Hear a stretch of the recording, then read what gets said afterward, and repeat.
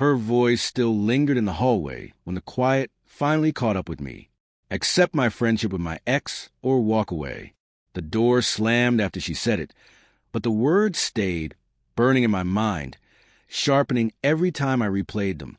I stood there, not angry, not yet, listening to the house breathe, letting the silence she assumed would break me settle around me.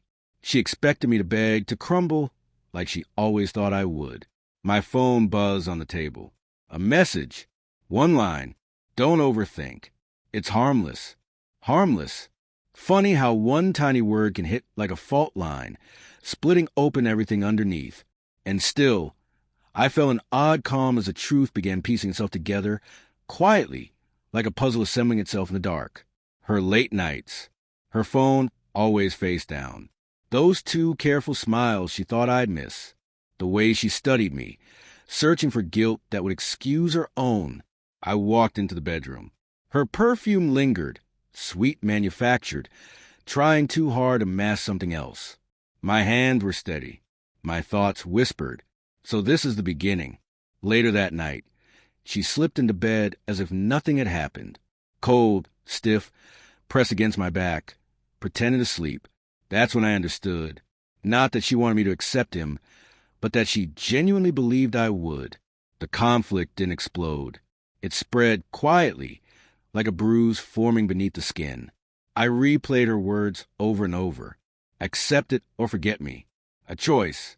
She thought she knew which one I'd make. She forgot who I was before she learned to bend me to her shape.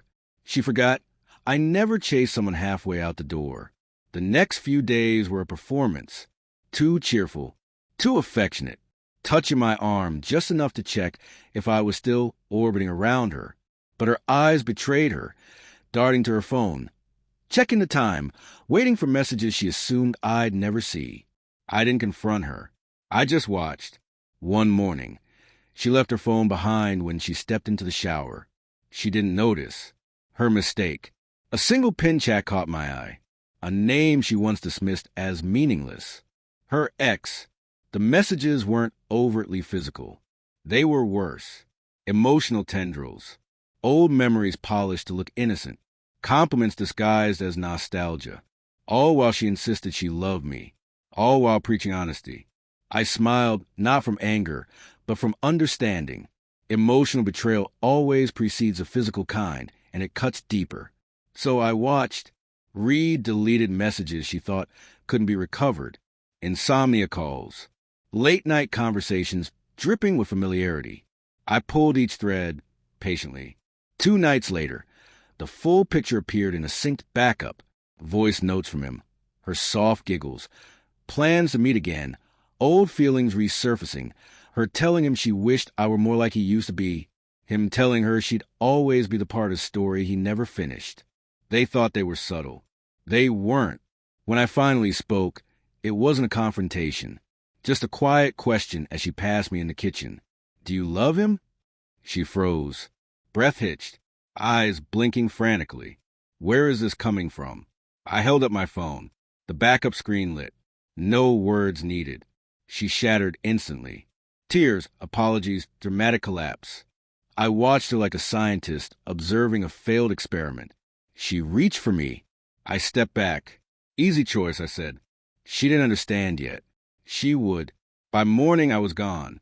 My clothes, my toothbrush, my car, all gone. Her messages hit like storms. Where are you? Please, let's talk. We can fix this. I didn't mean any of it. Please. I let them stack up. Eventually, I sent one reply. Who are you? Because the woman I loved ceased to exist the moment she asked me to make room in my heart for another man. What remained was a stranger wearing her face. A stranger assuming I would fight to keep her. A stranger who never imagined I'd choose myself. Her last message, please answer, stayed unread as the road opened ahead of me.